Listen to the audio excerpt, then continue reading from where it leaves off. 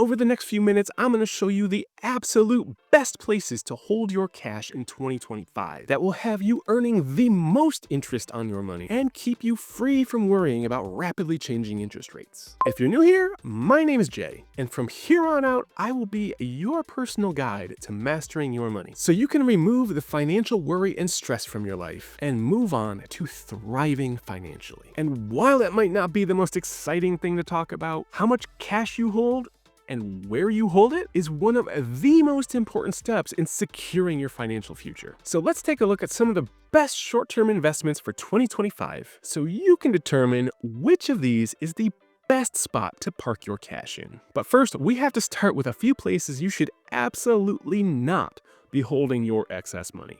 And that's in your checking account, a savings account with a traditional bank, or, God forbid, physical cash. I mean, does anyone even use physical cash anymore? I feel like anytime I'm given paper money or just have it around, it's more of an annoyance than anything else. But you should not be holding any excess cash in your checking account other than what you need to cover your day-to-day spending and bills. Checking accounts pay little to no interest and are meant as a transactional account, not a place to hold your money and try to grow your wealth. Unfortunately, the same can be said for most savings accounts at traditional banks. They earn extremely subpar interest rates.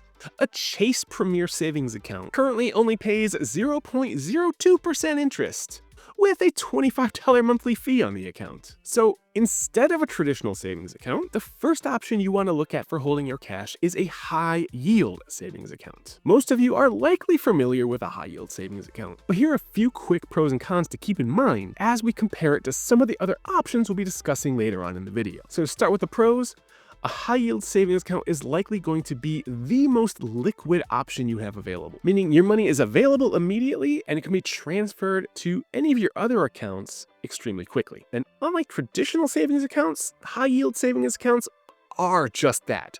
High yield. My savings account at M1 Finance currently pays just under 5% interest, far better than the fractions of a percent I'd be getting at a traditional bank. And because a high yield savings account is still just a bank account, you can set up direct deposit into it out of every paycheck you earn to automate your savings and keep it growing hands-free. And there are also a few cons to high-yield savings accounts that we'll want to keep in mind as we compare these different investment choices. The interest rate on a high-yield savings account will always change when the Fed announces their interest rates. Meaning every time you read on the news of an interest rate increase or decrease, you can expect the interest rate on your high-yield savings account to increase or decrease that exact amount, usually within a day or two. And high-yield savings account aren't the most tax-efficient place to hold a lot of money, especially in comparison to some of the other options we'll talk about. Any interest you earn on your high-yield savings account will be subject to any federal, state, or local income taxes you may be subject to depending on where you live. So moving on from high-yield savings accounts, our next choice is another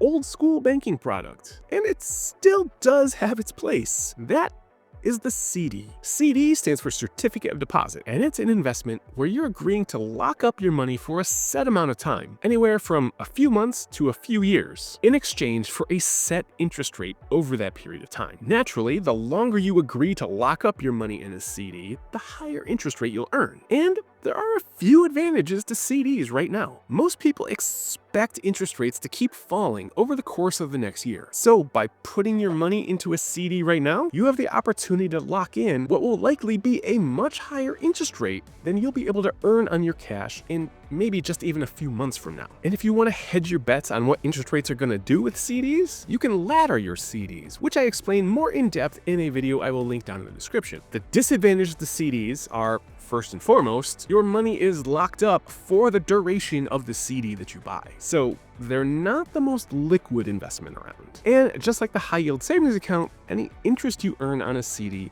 is taxed as income at both the federal and state level. In just a moment, I'm going to talk about an option for your cash that I have never discussed on this channel before. But first, we need to revisit an old friend. And any of you who have been with me on this channel for a while are surely aware of I-bonds by this point. If you need a refresher, there are several videos on my channel that you can go check out to learn everything you need to know and more about I-bonds. And the pros to I-bonds, at least as I record this, is that you're going to be able to lock in an interest rate that will outperform any other investment in this video for up to the next 30 years. And to explain how that works and maybe refresh your memory, any interest an I-bond pays is comprised of two components. There's a variable component which changes based on the inflation rate every 6 months, and there is a fixed component which is held steady for the life of your I-bond. And because we're coming out of a high inflation and high interest rate era, I-bonds are still paying 1.2% as that fixed portion of their interest rate makeup. That means you'll have a 1.2% boost on interest you're earning from your I-bond, likely over any of these other options I mentioned in this video, for the entire time you choose to hold that I-bond. And I-bonds are the first things I've mentioned today that also come with any sort of tax advantages. They're not subject to any state or any local income taxes. The cons to I-bonds are that you can't touch that money even if you want to, for a minimum of 1 year. And if you cash them out between holding them 1 year and 5 years, you'll have to forfeit 3 months worth of interest earned as a penalty. It's for those reasons, and because you'll really only start to see the benefit of that fixed interest rate component, that I would only consider I-bonds as part of your conservative long-term holdings. And the next option for our short-term savings is something I have never mentioned before on this channel, and it's an option that is really growing in popularity for people who want to earn the most they possibly can on their short-term savings. And that is a Treasury ETF,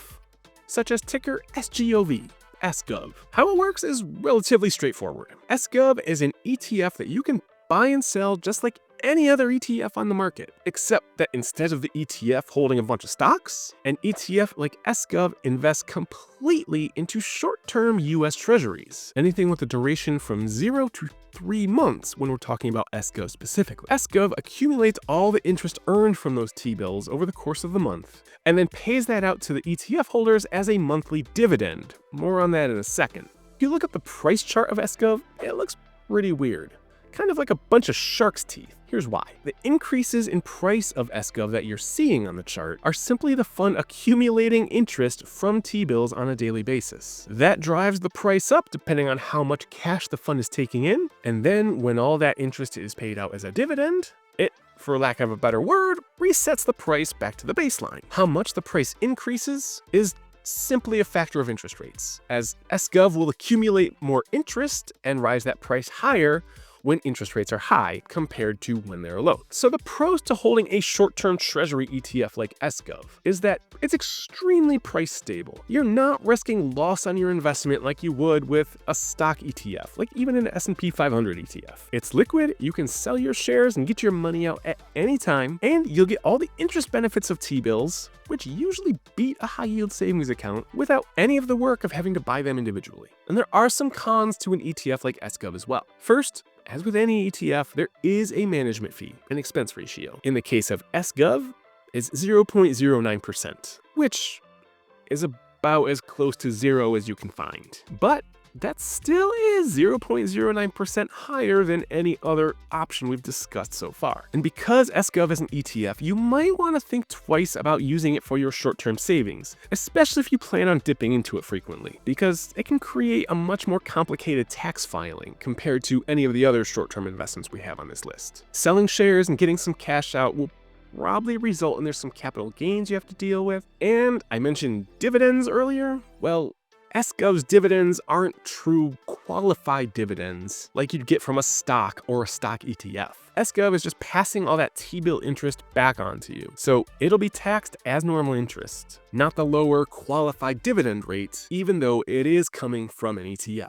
Also, because it's an ETF, it holds small amounts of non-T-bill things, and you're not directly buying and holding the T-bills. So it's not completely exempt from state and local taxes like T-bills and I-bonds are. Instead, earnings from SGOV are only 96.45% exempt from those state and local income taxes. Like the expense ratio, a very small amount that likely won't matter much at all, but still something you should probably be aware of before investing. So instead of SGOV, instead of an ETF, maybe you just want to consider investing in T-bills directly. As we've established, T-bills are short-term government bonds. They have durations of anywhere from 1 month to 1 year, and, as we just mentioned, are not subject to any state or local income taxes, which is a real nice benefit if you live in a state that has state income taxes. Trust me. You can buy T-bills either through most stock brokerages or through treasurydirect.gov, which is where I personally do all my buying and holding of my T-bills. And T-bills have great liquidity. They won't tie your money up for long because of those short durations we just mentioned. And if you really need to, you can sell them before they mature. Although I recommend not doing that unless you really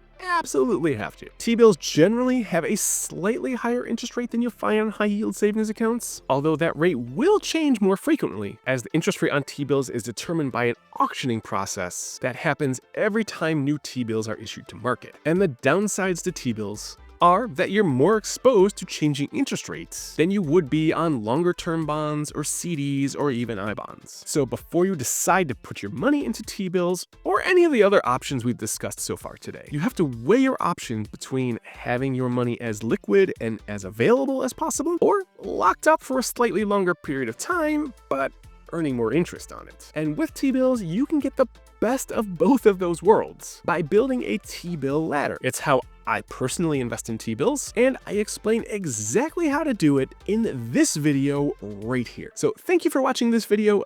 Go watch that one next, and I'll see you there.